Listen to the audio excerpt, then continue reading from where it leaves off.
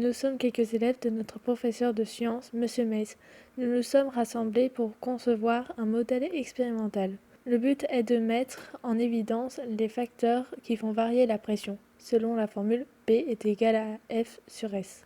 Dans nos cours, nous utilisons un modèle avec une boîte de lait que nous laissons tomber dans la farine.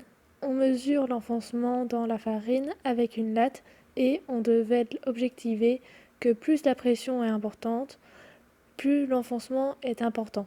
Et donc, selon la formule, on pouvait démontrer que plus la force est importante, plus l'enfoncement est important et plus la surface est importante, moins l'enfoncement est important.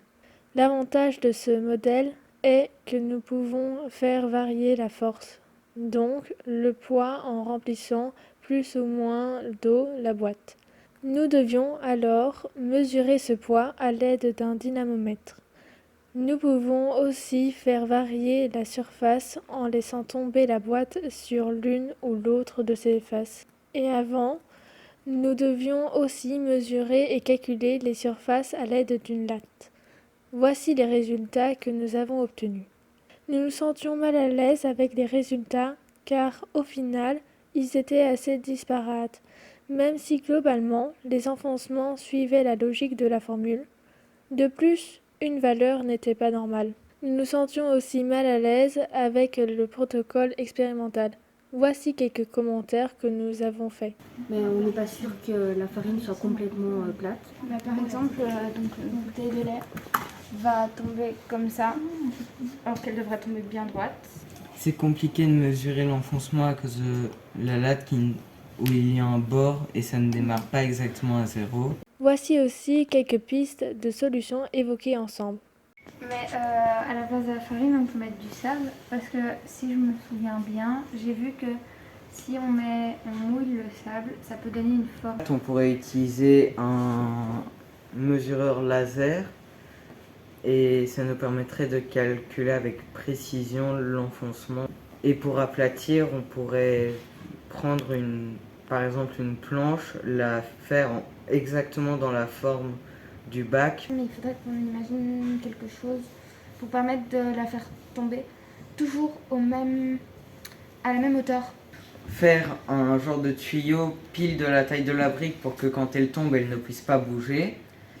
Et ça va être une sorte de moule pour ça qui va le guider quand il va tomber et faut pas qu'il tombe de travers. Et on pourra le clipser. Nous avons fait une synthèse des problèmes et des solutions que nous pouvions envisager pour recréer un modèle plus fiable. Voici maintenant le modèle conçu suite à plusieurs échanges d'idées. Nous utilisons un portique disposé sur un bac contenant du sable mouillé. Sur le portique, nous fixons une poulie avec une corde pouvant être arrêtée. Au bout de la corde, un objet dont on pourra faire varier la hauteur et donc le poids.